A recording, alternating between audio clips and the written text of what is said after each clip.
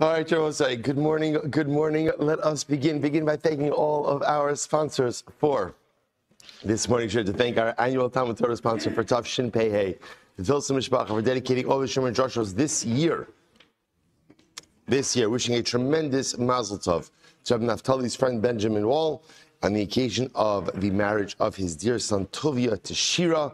May the beautiful couple of Mir Hashem experience tremendous nachas and hatzlacha, and provide that to all of Klal Yisrael as well.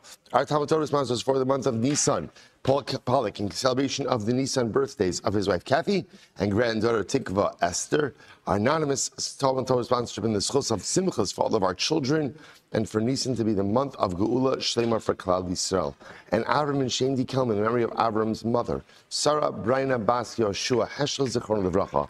Our week of learning sponsors, Paul and Kathy Pollack. In relation of the yard site of Paul's father, Shmuel ben Zechariah, and Cyril Bas Rabdov, and Steve Galaskov, in honor of all of the bracha that Hashem has provided for me, Jordana, and our families. Beautiful, beautiful. Shkoyach.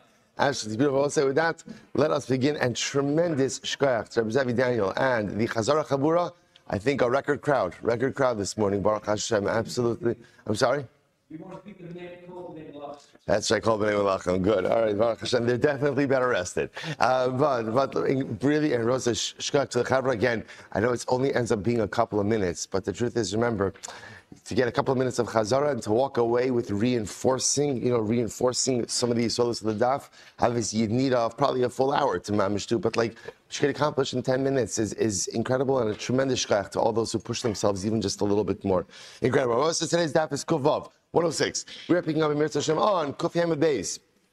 We have a lot to do today. We are picking up Emir Hashem 2, 4, 6, 8, 10, about 11 lines up from before it gets wide.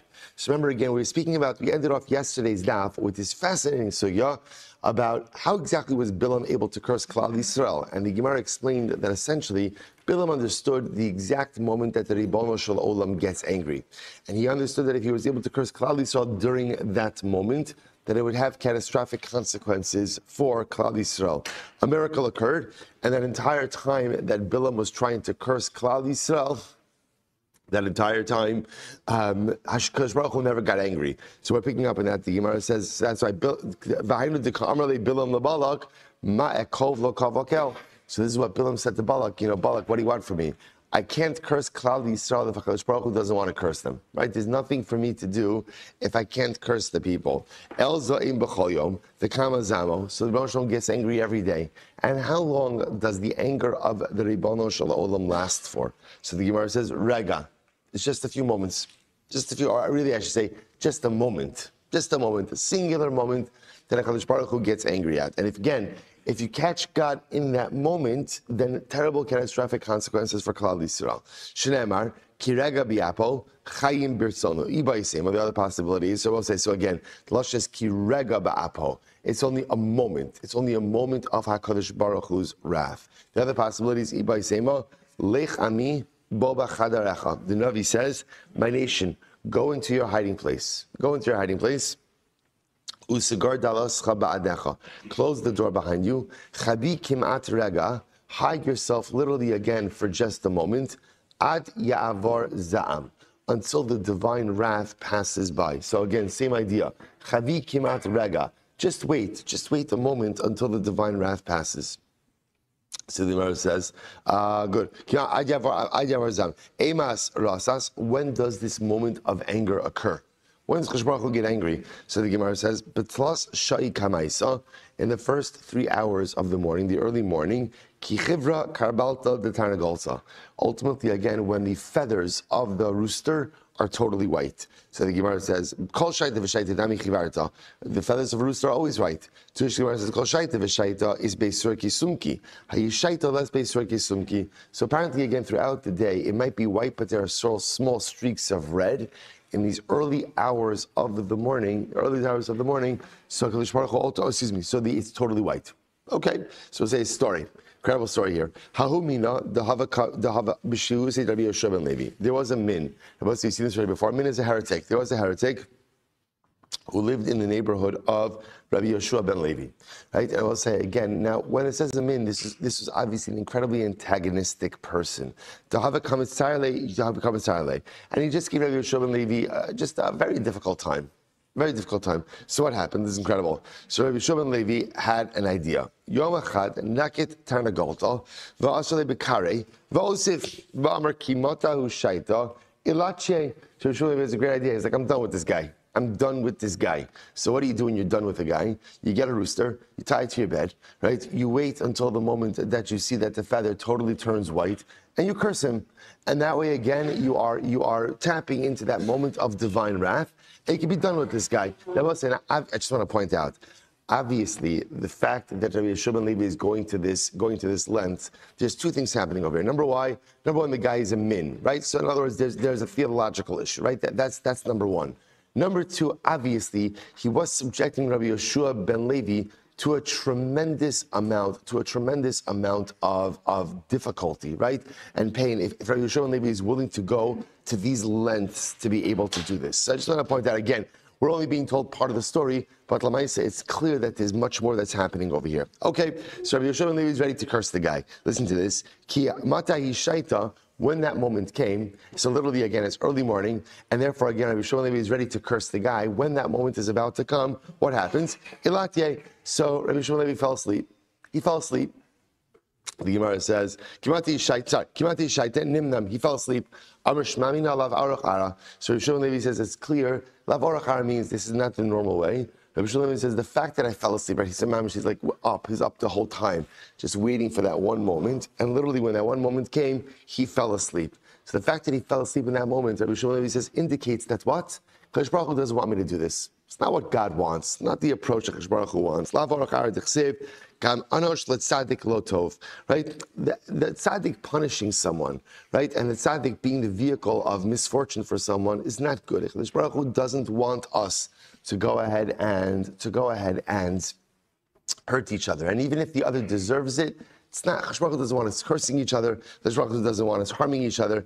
Even if the other, even right, Rashi says over here, "Einachon letzaddik shei manish v'lo havele inish le'anish b'shvilo." It's not good for the tzaddik to be the vehicle of punishment, and it's not good for someone to be punished because of the tzaddik. Incredible, incredible. Afilu b'mini. And we'll say, and ultimately again, even with a min, right, even with someone who's a heretic, it's good for the tzaddik. It's not good for the tzaddik ultimately again to be the vehicle of divine punishment. Incredible. We'll say Kofi Ambase 105b, second of the widest lines on the bottom. Tanam Mishmeid Rabbi Meir. So again, the Gemara now says here, when the sun rises and the kings, the sun worshippers, go ahead and put their crowns on their head and worship the sun, HaKadosh Baruch Hu gets upset. In other words, the topic was, what does that have to do with anything? We're talking about God getting upset. So when does God get upset? When HaKadosh Baruch Hu goes ahead and sees that his creations have forgotten about him and instead serve other creations, HaKadosh Baruch Hu gets upset. Vayakam Bilam Baboker. I'm supposed to say, back to Bilam. Bilam got up in the morning. Vayachavoshes asono. And he went ahead and he saddled his donkey. Okay, so the Gemara says, now what's bothering the Gemara about the pasuk over here? Bilam is a chashuv guy. He's important. If he's important, then what should he not be doing? Right? He shouldn't be saddling his own donkey. You have a guy for that. Right? When you reach a certain level. So why is it that Bilam himself is the one who is saddling his donkey? So the Gemara says, Rabbi Shimon Elazar, Ava mevatalas ashura shel gedola. So we'll say this is very interesting. There are certain things that disrupt the natural order of life. One of them is love. Love, right? They say, what is it? Love makes you do crazy things. Love disrupts the natural order of human behavior. Where do we know this from? So the Gemara says, Avram dichsiv vayashkim Avram baboker. Avram Avinu, the morning of the Akedah, right, got up, and Avram Avinu also saddled his donkey. Avram has a guy, right? Avram has multiple guys. So why is he saddling his own donkey? Because remember, this was on the way to Tziyakeda. He's consumed with love for Yitzchak, consumed with love for HaKadosh Baruch Hu, to serve the Ribono Shel Olam. And love makes you do crazy things. Love disrupts the natural order of things. Okay, furthermore, what else disrupts the natural order of things? Sinna mevateles shura shel gedula. So we'll say hatred. Hatred also disrupts the natural order of things. Mi Bilam shene'emar vayakam Bilam baboker vayachavoshes asono. Ultimately, again, Bilam got up in the morning and he saddled his own donkey. So we'll say it's interesting what's common denominator between love and hate, right? They're extreme emotions. So what do you see from here? What do you see from here? Extreme emotional situations sometimes make us do irrational things, right? So fascinatingly enough, over here, the irrationality for Avram Avinu was beautiful because he was saddling his own donkey, consumed by his love for Hashem. Bilam was so consumed by his hatred and animosity for Klal Yisrael that he saddled his own donkey. Now, in Bilam's case, the hatred was all-consuming, that even to the point where his behavior was clearly self-destructive and detrimental, he could not stop. He could not stop. Because they've often thought there's one more emotion that really belongs in this line, and that's pachad mekalkel as ashura. Fear. Fear is also a very strong emotion, and fear also disrupts the natural order of things. How many times in life are we faced with incredible opportunities to accomplish great things, but sometimes we are so scared of failure, so scared of the possibility of failure, that we simply don't take it. That doesn't make any sense. Every life endeavor carries with the possibility of failure, right? Every life initiative carries with it the strong possibility of falling flat on your face and not even going back to where you started, but even being pushed back a couple of steps. But if you can't handle the fear of failure, then you can never progress in life. But yet, so many of us kind of just settle for a life of mediocrity because we're afraid of what may occur if we push ourselves a little bit more. Incredible. Beautiful Gemara. Person should learn Torah. I will say, by the way, I'll just point out something amazing. Just so you should understand, where is it that, in all seriousness, that we have the koach to get up at a really ungodly hour to be able to learn Torah each and every day, right? And some of us have been doing this for years. Some of us have even been doing this, for more than a decade. Where does that koach come from? It's important to understand. It comes from Vayashkem Avraham Baboker. Vayashkem Avram Baboker is not rolling out of bed at a normal hour.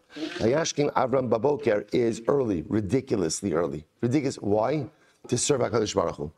This is because when you love something, no matter how exhausted you are, right? If you think about it, if your child needs to get picked up at the airport, right? So you're not saying to yourself, you know what, the flight comes in at 6 a.m., so I have to leave my house at 4:30. You're not like, you know what, listen, Schaefer, I love you. Get a cup of coffee. I'm going to be there around 9, right? Just hang out a little bit, right? I think, right? We don't do that. Right? Getting a lot of blank expressions over here. Maybe we should do that. Take an Uber. Right? In other words, when you love something, even though, again, it's falling on my face, it's not like you're any more rested because you love something. You're literally exhausted. But again, I push myself because I love it. So where do we get that koach? And I will say again, it's important to understand that what it is that we do is like a shtickle abnormal, right? It'd be a little bit more normal to get a little bit more sleep and to be a little bit more rested and to be whole people that aren't like seeing double by 7 o'clock in the evening, right? It would be a little bit. So what's the pshat? Where does it come from? Vayashkem Avraham Baboker. Avram was the first person to say, when you love the Ribono Shel Olam and you love his Torah, get up early. Get up early. Push yourself to do things that are a little bit abnormal. And I will say every single morning, when we do it, just understand, we are Abrahamic. We're mamish following in the footsteps of the Zayda because Ava Mekalkel Es Ashura. Love makes people do crazy things. Sometimes in the negative, but for us as Yidden, always in the positive. Incredible. Okay, so Gemara goes weiter. Person should always learn Torah mitzvahs. Shalom l'shma, even not for the right reasons. Even Shalom l'shma, right? Why? Gemara says Shemitoch Shalom l'shma, Ba l'shma. So I say because why? Sometimes in life, what's most important is do things for the right reasons.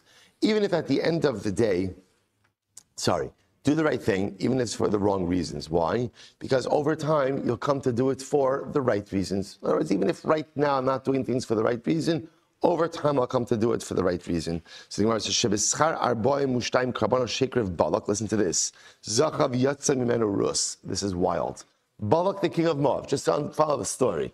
Right? Balak, the king of Moab, who hired Bilam to curse Klal Yisrael. So take away of that. Balak's a bad guy. Balak is a bad guy. But yet he offered up 42 karbanos to the Ribono Shel Olam. It wasn't to idolatry. It was to God. Now, he offered up 42 karbanos because he wanted God to curse Klal Yisrael. But Lamaisa, again, don't get caught up in the details, right? At the end of the day, he served HaKadosh Baruch Hu. The Gemara says, in the schos of his service of Hashem, not for the right reasons. He had a granddaughter by the name of Rus. Rus had a great-grandson by the name of David. And David and Meretz Hashem will have an anacle by the name of Mashiach. So as I see, you know where Mashiach comes from? Mashiach comes from Balak. How crazy is that? And Mashiach comes from Balak, who did something holy for all the wrong reasons. He offered up 42 karbanos to HaKadosh Baruch Hu, all for the wrong reason. HaKadosh Baruch Hu says, you know what HaKadosh Baruch Hu says to him? Shkoyach. I'm not going to give you what you want. I'm not cursing Klal Yisrael, but look how amazing it is. Sometimes the most beautiful results come from the most unholy of sources. As long as those unholy sources are laced with holiness, right? Sometimes, again, the most incredible results come about even from the most unnoble intentions. But nevertheless, Chaj Baruch Hu takes our avoda, even if it's shalom l'shma, because ultimately great things happen. Incredible. So it goes weiter. I'm Rabbi Yossi Bar Huna. Rus bito shel Eglon ben beno shel Balak melech Moav. I say here, the Gemara just says it. Rus was the daughter of Eglon. Eglon, right, was the king of Moab, right? And Eglon was the great-grandson of Balak, Melech Moab. Good. So Amalei Rabbi Amari. Ksev v'yitev Elokim Shem Shlomo Mishmecha. V'yigdal es kisom es kisecha. So it's beautiful. So this is the Navi talking to David HaMelech. And Akash Baruch says David HaMelech. The Navi says David HaMelech. God will make the name of Shlomo. Now what it sounds like it's saying is God will make the name of Shlomo even greater than your name. And his throne will be even greater than your throne. So the Gemara says, is it appropriate to talk to the king this way, saying that the next king is going to be even greater than you? In other words, that doesn't seem to be the greatest amount of respect. In other words, saying that, right, the next king, you're good, but the next king, he's going to be fantastic. Is that the right way to talk? Amarle, me'im kamarle. No. The Navi wasn't saying to David that Shlomo is going to be greater. It means that Shlomo's greatness is going to be like yours. Me'im, like your greatness. I'll tell you what, I have to interpret it this way. Tivorach minoshim Yael, Eshes Chaver Hakeni, minoshim ba'ohel Tivurach. So we'll say Yael, right? Yael, who killed Sisra, helped to cement the victory of Devorah and Barak. So when Devorah praises her, he says, Tivorach minoshim Yael, you will be blessed from amongst them in Yael, right? The wife of Chaver Hakeni, minoshim ba'ohel Tivorach. From the women, now here's the interesting part. Minashim, what does that mean? Minashim ba'al tevorach. So it would be tempting to translate it as, you will be even greater than the women of the tent. Right? Now who are the women of the tent? Maninhu, Sarah, Rivka, Rachel, Veleah. The Emos. Now what does it mean? Is the Navi saying that Yael's greater than the Emos? So the Gemara says, Orach ara l'meimer hachi. Could it be that Yael is greater than the Emos? Of course not. Ella me'ein kamar, hachanai me'ein kamar. So no. What Devorah was saying to Yael is, you are almost as great as the Emos. Much in the same way that the Navi is telling David, your son Shlomo will be almost as great as you. So that was his interpretation number one. Other possibility is, Rabbi Yossi Bar Choni. Listen to this. Bakal adam miskane. Both in general, we are jealous of other people. Both says this is a very affirming Gemara. What does this mean? Bakal adam miskane means I am jealous of the success of other people. Both says very affirming Gemara, right? Because as much as the Torah tells us, lo sachmo, don't covet, it is normal and natural to be jealous of other people's success. Right? Someone has more money than me. Someone is more successful than me. Someone has more career accomplishments than me. I'm jealous. I'm jealous of people who eclipse me. But the Gemara says there are two exceptions to this. Chutz mi beno v'talmido. There are two people who you're never jealous of, and two people who you want to be even greater than you. Number one, your son, and number two, your Talmud. Your Talmud, your student. What every parent wants, I want my child to be better than me. I want them to be better than me. I want them to learn from all of my mistakes, to learn from all of my wrong turns, and I want them to be 100 times better. My Talmud, what does every single Rebbe want? Every single Rebbe wants a Talmud, ultimately, again, who goes ahead and is greater than him, smarter than him, better than him. Because I will say in both of these cases, the students, right, my son's success feels like my success, and my Talmud's success feels like my success. So the Gemara, let's listen to this. The Gemara says,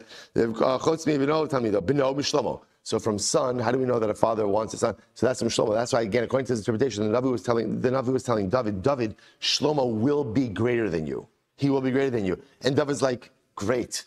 Right? And Talmidah, for him, where do we know that? This is in Talmidah, Ibais Ema, V'hina Pishnai Beruchacha Elai, V'ibais Ema V'yismoch Es Yadav Alav Yitzaveu. So one possibility is we learn it from Elisha, right? That ultimately, again, Eliyahu gives Elisha Pishnayim, a double portion of his greatness. So Eliyahu wanted Elisha to be greater, or Moshe to Yoshua. Hashem said to Moshe, place your hand, singular, on Yoshua, and Moshe placed his hands, plural, on Yoshua.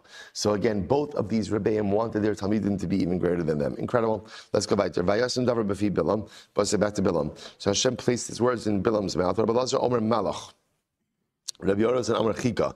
So again, so one opinion says that Hashem placed the Malach in Bilam's mouth to prevent Bilam from saying and from cursing the way he wanted to. Other opinion says he placed the hook in Bilam's mouth to prevent Bilam from talking. Incredible. So the Gemara says as follows. Good. So we'll say this is incredible. If you want to know how Bilam wanted to curse Klal Yisrael, look how he blessed Klal Yisrael. In other words, from the blessings, you can see the curses. How so? The Gemara says, listen to this. Bilam wanted us to have no more shuls and no more batei medrash. So the Gemara says, what did he say? Matovu ohalecha Yaakov. Right? Again, I was going to say, it's interesting. From whatever he cursed, whatever the curse was, you could see from the curse what he had. You could see from the blessing what he had in mind to curse. So he praises the tents of Klal Yisrael. That means he wanted to destroy the future batei medrash and batei knesios of Klal Yisrael. Incredible. Lo tishra Shechina aleim. Don't let the Shechina rest upon them. Umishkino Secha Yisrael. Lo tehei malchusa nimshechas. Don't let the monarchy of Klal Yisrael endure. Ki nechalim nitayu. Lo yehelam zeisim ukramim. They shouldn't have any type of vineyards, right? Vineyards or groves. So the Gemara says, Ki ganos aleinar. Lo yehei reichan. No, their scent literally shouldn't waft. Just like that word, right? Shouldn't waft. In other words, that their scent, they shouldn't have. What does that mean? That their scent shouldn't waft. That it shouldn't have an impact on the world. So the Gemara says, "Ka'alim nita Hashem lo sorry, Ka'alim nita Hashem lo yelahem malachim balekoma." Their kings should not have stature. Ka'arazim alei mayim lo yelahem melech ben melech. They should not have a dynastic monarchy. Yizal mayim midalyo lo tiyeh machusan sholetes be'umos. Their monarchy should not have any control over the nations of the world. V'zaru b'mayim rabim lo tiyeh azza machusan. Their monarchy should not be strong. V'yorem me'agag malko lo tiyeh emas malchusan. No one should fear their monarchy. V'tinase malchusan. Rabbi Abba Bar Kana says as follows: Kulam chazru l'klala. Now, both saying, here's what's incredible. As much as Bilam's curses did not come true, they didn't come true at the time that he said them. But they have come true throughout Jewish history. They have, right? In other words, that there are different periods of time, and throughout different periods of time, Bilam's curses did come true, except for one. Klal Yisrael, we've never lost our shuls and our batei medrash. Isn't that incredible? There's never been a period of Jewish history without Yidden having shuls and batei medrash. Absolutely incredible. Shnei Amar, Vayapoch Hashem Elokecha Lecha Es HaKlala Lebracha, Ki Yahevcha Hashem Elokecha Klala V'lo Klalos. Ultimately, again, so most of the curses at some point in time did come true. But the one where Bilam said, you'll never have batei medrash, you'll never have batei knesios, that never came true. Throughout the entirety of our history, we were never without batei knesios and batei midrashos. Absolutely, our Rebbe, every single week, we learn the Piazetzna, right? The Rebbe maintained a clandestine base medrash and a clandestine shul in the Warsaw Ghetto throughout the years that he was there, right? That's Ish Kodesh, the drushes that he gave. So again, can you imagine this?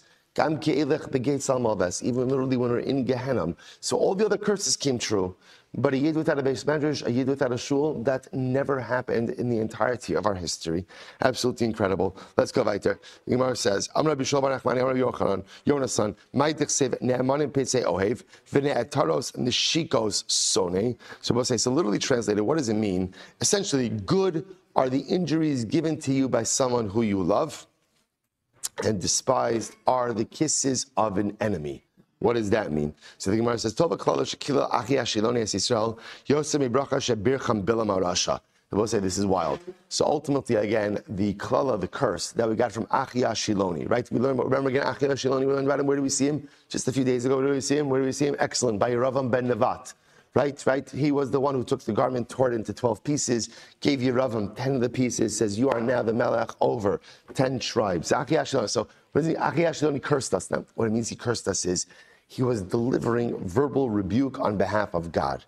So essentially, better to get the quote-unquote curse, the rebuke of Achia Shiloni, than the bracha of Bilam. I will say this is an incredible Gemara. How so? This is an overwhelming Gemara.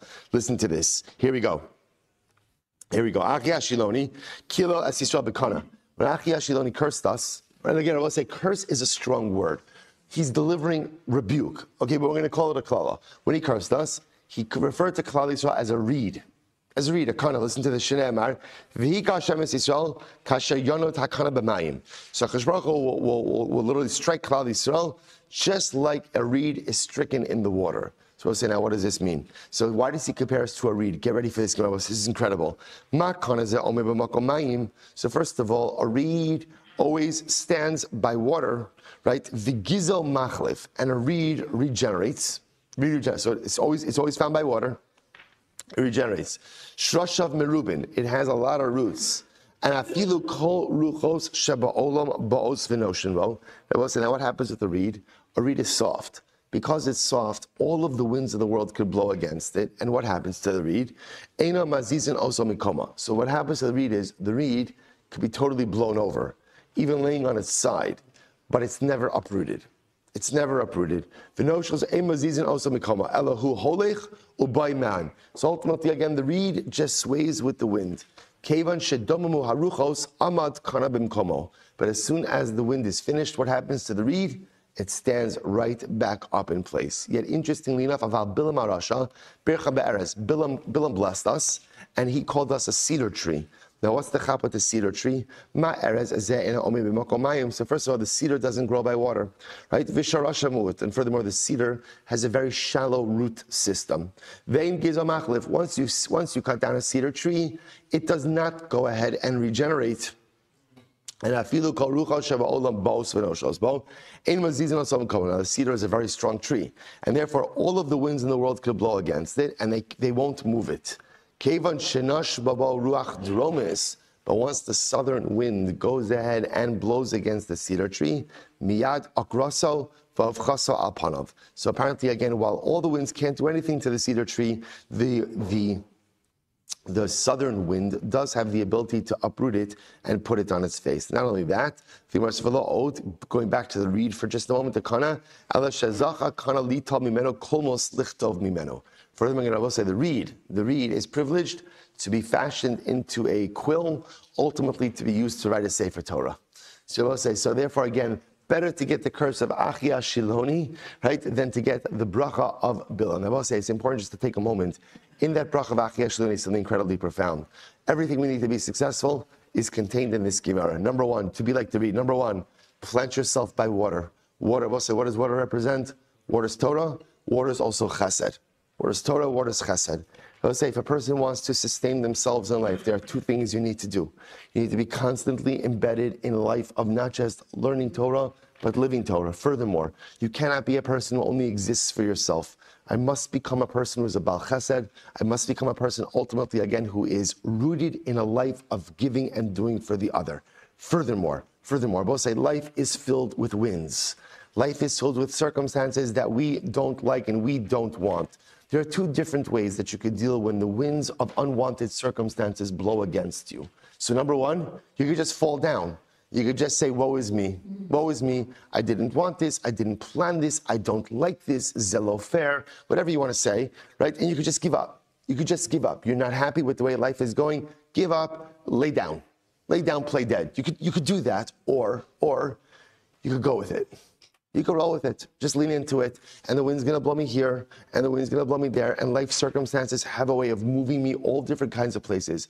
But one thing I know with absolute certainty, which is when the winds die down, I'll spring back. I'll be okay. I'll be okay. Right? Again, this is a tumultuous period of life, and in tumultuous periods of life, We are pushed down this way, pushed down that way. Tumultuous circumstances in life absolutely take their toll on us. But one thing I know, that when it dies down, and it will, I'll slowly but surely spring back. Why? Because I've never been uprooted. Because once again, going back to the beginning, as long as I keep myself rooted by water, the water of Torah, the water of Chesed, my root system is strong. And if my root system is strong, nothing and no one, no set of circumstances, no set of winds, no matter how debilitating they may be, have the ability to uproot me from where I am situated. Incredible, incredible. Furthermore, what's the last quality of the Kulmus? So you know what the crown accomplishment of the Kulmus really is? That it becomes the quill that writes the Sefer Torah. At the end of the day, and that will say so profound on so many different levels. The Sefer Torah represents, again, the book of our accomplishments. At the end of the day, what's your book of accomplishments? What is the personalistic Sefer Torah that you are writing? But the chap of a Sefer Torah, we'll say, what's the beauty of writing a Sefer Torah? It doesn't just benefit you, it benefits others. Kind of going full circle. That we started with the water, we end with the Sefer Torah. The real hallmark of your accomplishments is ultimately what you're able to do for the other. While it's very nice to be the root, to be the reed, and all these beautiful things, at the end of the day, what is it that you're contributing to Klal Yisrael? What is it that you're doing? What is your grand accomplishment ultimately is the personalistic Sefer Torah you write for yourself, but that Sefer Torah ultimately has to be able to be used by others as well. Incredible. Let's go back there.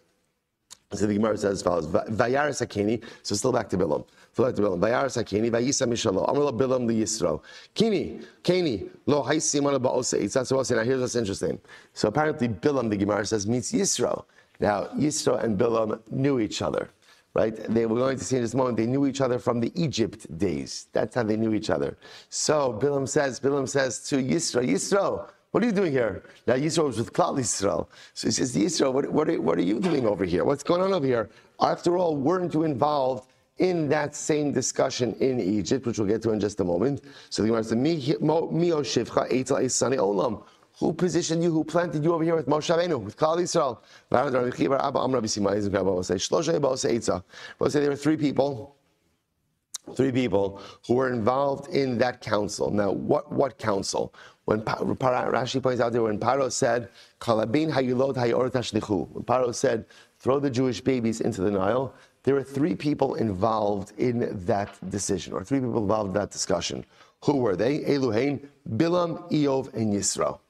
Okay, Bilam sheyatz nerak. Bilam said to Paro, yes, I agree. I vote yes. Bilam ultimately was killed. Now again, he wasn't killed until much later, right? Remember again, well, not much later. He's killed in the desert, right? So Bilam sheyatz nerak. Eov sheshasak nidam b'yisurin. Wow, Eov, who was silent, he didn't object, but he also didn't acquiesce, right? He didn't agree.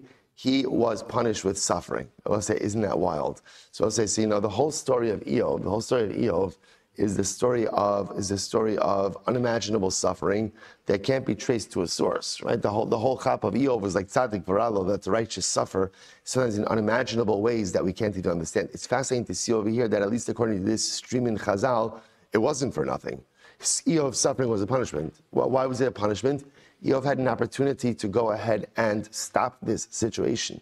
He had an opportunity to stop it, right? And he didn't. And when you have the opportunity to step in and prevent something bad from happening, and you fail to do so, you are complicit. So Eov was complicit with Paro, and therefore ultimately he's punished with suffering.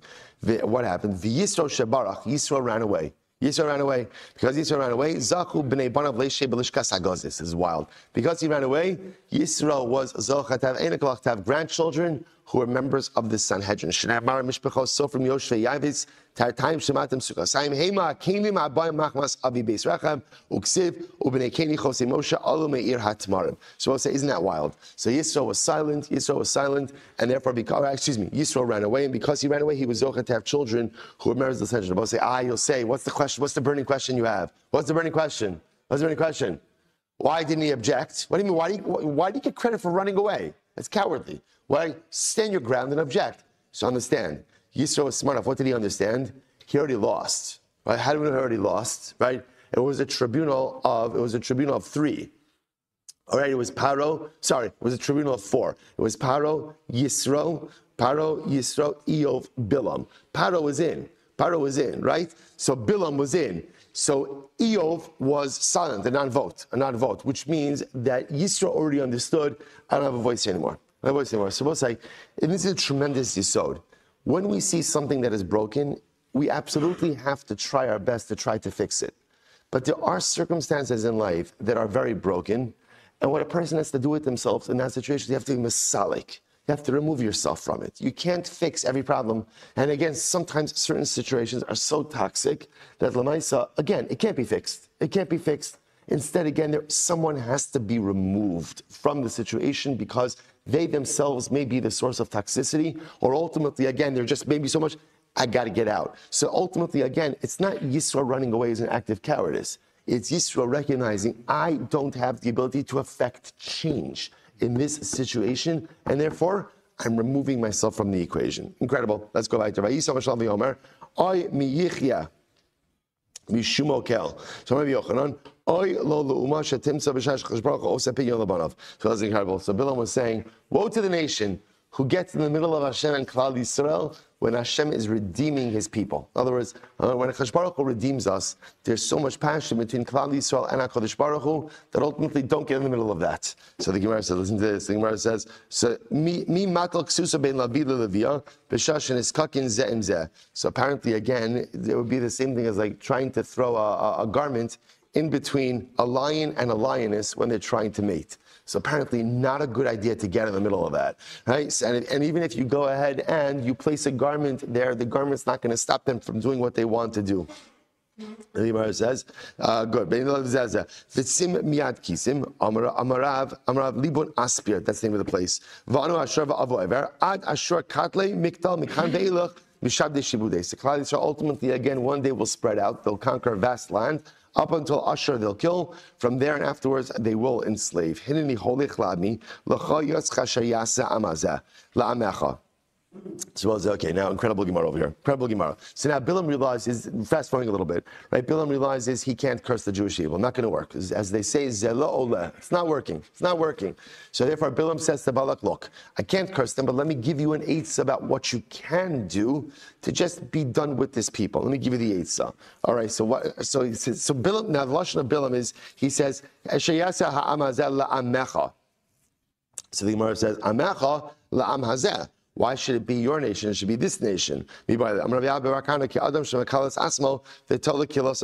a person who curses himself, but ultimately again hinges the curse on others. All right, so what's Bilam supposed to say now again? The curse is not working. Bilam says, Balak, here is my last piece of eitzah. This is like the pull in case of, what is it?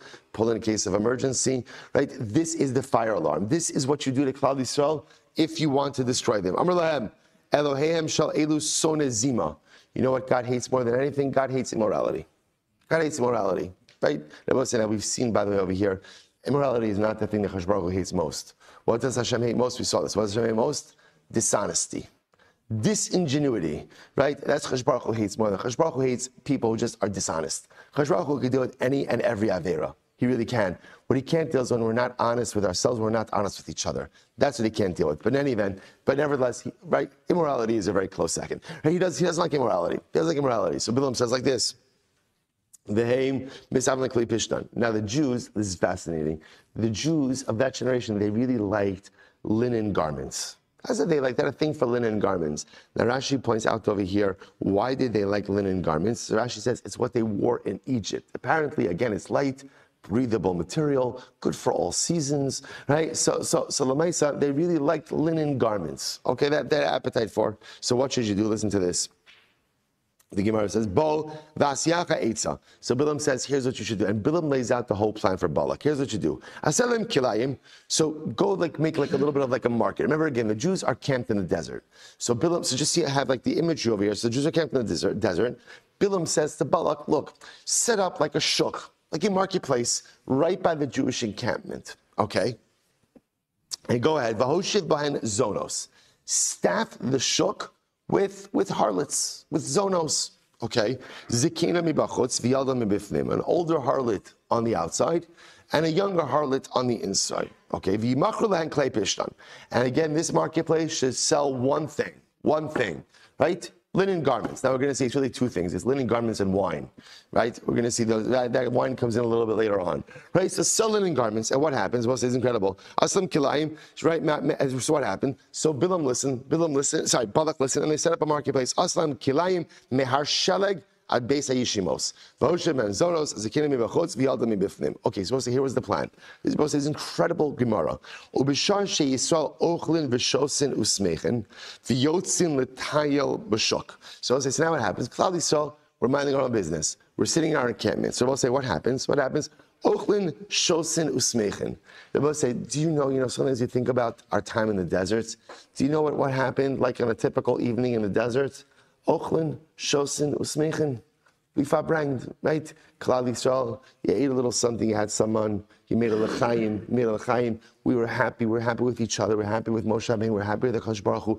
Life was good. We're on our way to Eretz Yisrael, we're on our way to Eretz Yisrael, and mamash again, that's life was good. So what happened? Dinner was over. You take a little spazier. Where do you take the spazier to? Where do you go? They went to the shuk. So they're walking around the marketplace. Those are b'shuk. Omeres la zakina. So the older harlots, remember again, where were the older harlots stationed? Right? They were on the outside. So what happened? So the Gemara says, Uzakina omeres la b'shava. So what happens? So the older harlot would say, oh, you're in the market for, you Jews, you're in the market for linen garments. Good, I'm selling it for X, right? For X, right? Retail, right? Meanwhile, what would happen? The Yolda omeres lo bepachos. Now, meanwhile, the younger harlot, who was so essentially they were two what's the right term? Like stalls, right? So the older harlot would be on the outside, the younger harlot would be on the inside. The older harlot would say, "I'll say the kli pishtan retail." The younger one would call out, come to me, right? I'll sell you wholesale. Okay, so we're Jews. We know where we're going, right? So obviously, again, so go wholesale. This happened. Now we'll say, nothing happened in the beginning. Just purchasing of linen garments. Shtayim v'shalosh pamim. This happened 2 or 3 times. V'achakach omeres lo hariat kiben bayis shev barli atzmeich.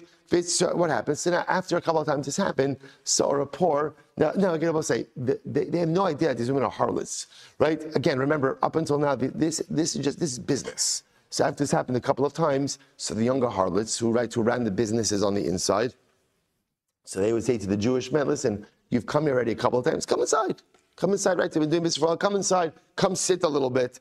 And she would have a jug of good Ammonite wine, which apparently again was very strong. And what happens? Now we'll say this is before the wine of Gentiles was prohibited. So therefore, again, there was nothing wrong with drinking the wine of a non-Jew. So he would have a glass of wine. So she would ask the Jewish customer, would you like a drink of wine?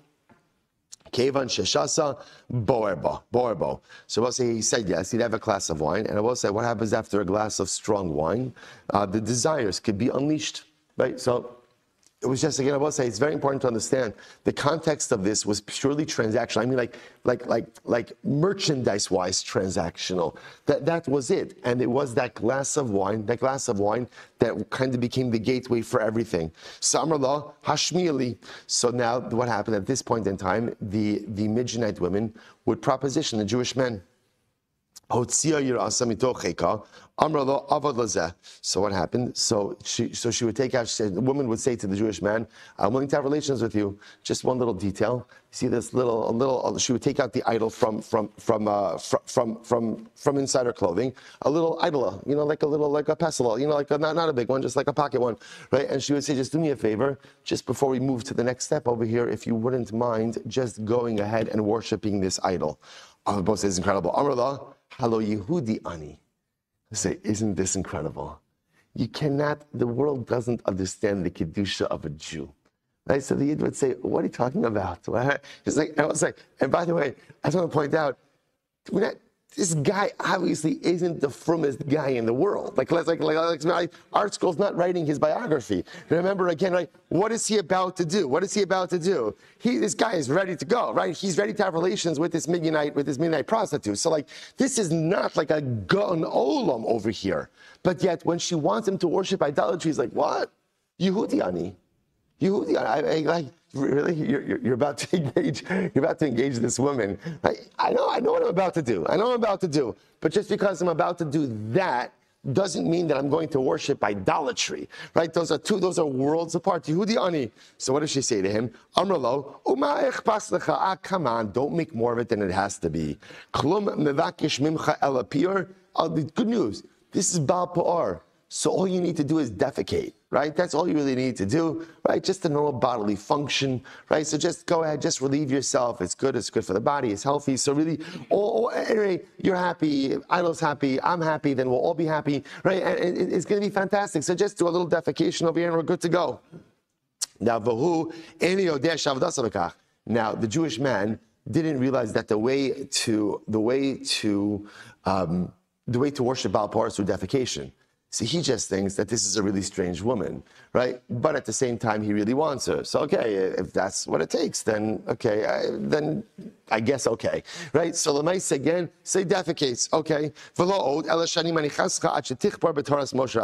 Now, after he defecates, he says, oh, by the way, one more thing. I need you to repudiate the authenticity of the Torah of Moshe Rabbeinu. Now, I will say, at this point in time, our Yid is really far into this, right? He drank wine, he defecated, right? So pretty much like he's in, right? He's in. So at this, I will say at a certain point in time, you've made so many wrong turns, and you look back at those turns, right? And you're like, oh my gosh. So at this point in time, he's so far in with this woman that Lamaisa, he goes there and he complies. Shne'emar, Hema bo'u Baal Pa'or v'inaznu leboshes v'yishkutzim ba'avam. So I will say, so ultimately, and this is how it started. I will say, I want to point out two things from the story. Number one, do you understand, by the way, to what lengths they went? Like, this is a complex scheme, right? And this is time. You know what this is? This is real anti-Semitism. You have to, to kill someone, like chick-chack, okay, we can kill someone. Right? In other words, you pick up a knife, you do what you have to do, it's a couple of moments, right? And that's it, it's done. This is time. This is resources. This is planning. This is hatred. This is what hate, when you hate someone, so if I can hate someone enough to smack him across the face, because again, it's episodic, it's there, he's there, I'm there, we're arguing, okay, we're done. I'm not going to do that, but I'm just saying, you can understand that but you're tying up resources. You're sacrificing a generation of women. There's a lot of resources going into Jew hating. That's anti-Semitism. I will say, by the way, this is what we see this, but, well, okay, we have to finish. Let's go back to this. Well, it also tells you, by the way, that the pathway to sin is often paved with very innocuous activities. It started with shopping. By the way, you can use this one. Shopping is a gateway activity, right, to Avodah Zarah, right? And what are you going to do? Who's going to argue? You're going to argue with that? You're just going to say, it's not me. It's Sanhedrin Kovav. Bad things happen when Jews shop, right? So again, so I'll say it's fascinating just to see that Steve, that one goes on the list. Bad things happen when Jews shop, right? And so I'll say, I just want to point out that it started, now again, there's nothing wrong with shopping. They're buying Klei Pishtan. What is interesting about say is, I want to point out, how many Klei Pishtan does one person need, right? Why are they coming back to the marketplaces multiple times? Remember, again, about say, they didn't even need any dry cleaning in the Midbar. Kadosh Baruch Hu did everything for that. So, both say, if they were coming back multiple times, what does that show you? Excess of materialism. Excess of materialism. You don't need that many sets of Klei Pishtan. You don't need that many articles of clothing. No one needs a wardrobe like that. And if you just keep buying and buying and buying and purchasing and purchasing and purchasing, then your focus is shifted. Again, enjoy the material world, enjoy materialism, but don't let it become your focus. The moment it becomes my focus is the moment that I am now opened up to a whole bunch of other things. So overindulgence in the material leads to what? A glass of wine with a woman you should not be having a glass of wine with, and not because she's a zona. There's a very simple reason. You should not be having a glass of wine with any woman who is not your wife, your mother, your sister, or your daughter. If they are not directly related to you, you should not be having a glass of wine with them. It's a simple math. Bad things happen when men and women who are not married to each other or directly related to one another share alcoholic beverages. It's not good. It's not good. So you see, again, over excess in materialism led ultimately, again, to glass of wine with people that you should not be having wine with. And then what happens? Then I both say, avodah zarah, immorality, all this stuff. And where did it start with? What did it all start with? It started with too many linen garments. Too many linen garments. I will say, this is the most important. This is why a person, we have to live life with such mindfulness and such awareness. Every action has consequences, and every action is a gateway to something that follows it, and even something that is inherently non-sinful, but it might not be the right thing to put me in the direction I need to get to in life. All right, let's go weiter. Vayeshev Yisrael b'Shittim. Rabbi Elazar Omer, Shittim Shema. The name of the place is Shittim. Rabbi Shua Omer, Shenes Asku b'divrei shtos. No, it's called Shittim because, again, it was a place in Klal Yisrael, ultimately, again, that we involved in frivolity. Shtos, v'atikranu la'am l'zivchei Eloheihen. Rabbi Elazar Omer, arumos pagu bahen. That literally, again, the Midianite women, they didn't even wear clothing. They just didn't wear clothing. In other words, they were so bent on just enticing the Jewish men to sin that, like, even debased themselves to the point just to get the men to sin. Rabbi Yeshua Omer, Shenasu Kulam Balei Kerion. Obviously, the men, so we'll say, when the men seen the women like this, again, so it became a Bal Keri. All there were seminal emissions. My Lashon Refidim, Rabbi Elazar Omer, Refidim Shema. The name of the place is Refidim. Rabbi Yeshua Omer, Sharipu Asmam Divrei Torah. Ultimately, again, they became weakened in their relationship with Torah. Shneimar, Lo Hifnu Avos Albana Mirifyon Yadayim. Rabbi Yochanan, Chomakum Shneimar Vayeshev Ela Lashon Tsar. So we'll say, wherever the Torah used Lashon of Vayeshev, Vayeshev is always a Lashon of Tsar. A lashon of difficulty. Shneimar, Vayeshev Yisrael b'Shittim, Vayachal Am Liznos, Abanos Moav, Vayeshev. So that's our story over here by Bilam. Vayeshev Yaakov Beretz Migurei Aviv, Beretz Canaan, Vayavi Yosef Ziva Samra Labahem. So we'll say ultimately Vayeshev Yaakov, the sale of Yosef. V'neimar Vayeshev Yisrael Beretz Goshen, Vayikvu Yimei Yisrael Lamos. Right, Yaakov Avinu settled in Goshen. Yaakov Avinu died not so long after. Vayeshev Yehuda v'Yisrael levetach, Ishtachas Gavno v'Tachas Teina. So Vayakam Hashem l'Satan Shlomas Hadat Ha'adomi Mizera Hamelech U'be'Edom. So again, so whenever you see the word Vayeshev, as much as Vayeshev sounds like a lashon of like tranquility, usually it foreshadows something negative that is going to happen. As Bilam. So we'll say ultimately, Klal Yisrael kills all of the kings of Midian, and they also killed Bilam along with the kings of Midian. Now says the Gemara. So the Gemara says, my boy Hassam, why was Bilam with the kings of Midian? Why was he there? So the Gemara says, Rabbi Yochanan Shahalach Litol Schar Ashirim Asrim Varba Elef. So it's like, because Bilam went to collect his honorarium. Now, why did Bilam get an honorarium? After all, again, he did end up cursing the people. Because he did something better than cursing. What did he do? He devised the strategy to lure us into a web of immorality, which cost the lives of 24,000 Jews. So Bilam went to the kings of Midian and said, Chevra, pay up. Pay up. I delivered you dead Jews, right? I went ahead and caused Klal Yisrael to suffer this terrible misfortune. You give me my money. And what ends up happening? He goes to collect payment. And what happens? He goes to collect payment and he ends up dead, killed by Klal Yisrael. Amar Zotra Bar Tovia, Amarav, Henadar Inshi. This is what people, the famous adage, Gamla alzla lemibai karni. Udni dahavile gizizan mine. So that's the famous, everyone knows this saying, right? The camel goes to get a pair of horns and ends up losing its ears. Again, I will say once again, much better in the original Aramaic, right? But you understand. In other words, the camel wants something else. Camel is big, right? What does a camel want? Camel wants, everybody wants horns. Who doesn't want horns? No one messes with you when you have horns. And the camel, in his quest for horns, ends up losing his own ears, right? Bilam wanted something that was beyond his reach, and he ended up losing everything, namely his life. That's Bilam ben Be'or HaKosein. And they killed Bilam ben Be'or, the sorcerer. The Gemara says, Koseim, he wasn't a sorcerer, he was a Navi. Navi, why does it call him a sorcerer? Rabbi Yochanan b'tchila Navi l'basov Koseim. In the beginning, he was a Navi. But then I will say, sorcerer is a lesser position than a Navi. See, he was a Navi, but because of a series of bad choices, ultimately, again, he's just labeled as a sorcerer. Misagni v'shilti havai aizon legavri nagri. The woman, the princess, who was once married to royalty, ultimately committed adultery with a laborer. In other words, I will say, it is bad for the princess to commit adultery. It's even worse when she commits adultery with like a menial laborer. So again, Bilam was a Navi. But ultimately, again, he degraded himself so badly that he's simply known as a sorcerer. Hargu b'nei Yisrael al chalayim. Amarav shekaimu bo arba misos skila shreifa harag v'chanek.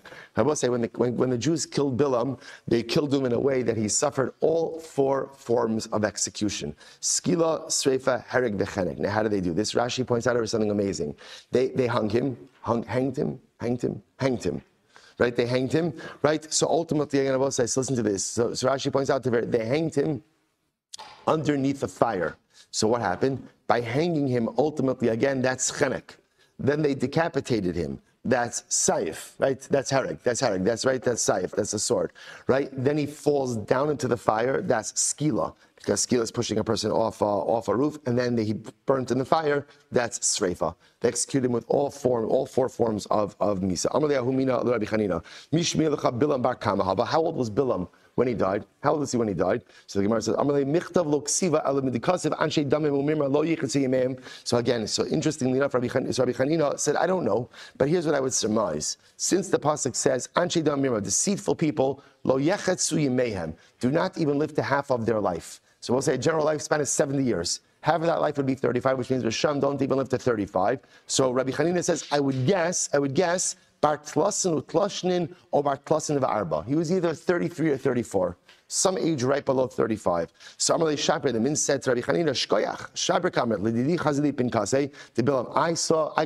I have Bilam's journal. I got a copy of his journal, and in the journal I saw Havikase Bey, Partslasin Utzlas, Shnin Bilam Chagira, Kat Katel Yase Pinchas Listara, or a book about Bilam, and in it it's written that Bilam was killed by Pinchas at the age of 33 years old. So I'll say so Bilam was 33 when he died. Ultimately, again, a little bit less have less. All right, so we have to stop over here. We got Talmud Beis, right? Let's again, we move the goalposts every day, right? Today we got Talmud Beis. Let's say, Shkoyach, everyone. Shkoyach, tremendous. His father was loving. Go ahead, yeah. Hello, everyone. Can I have your attention? Again, I'm so sorry. We have to be respectful of our neighbors. We sent out multiple correspondences regarding parking. Many people are not familiar with the parking laws. In general.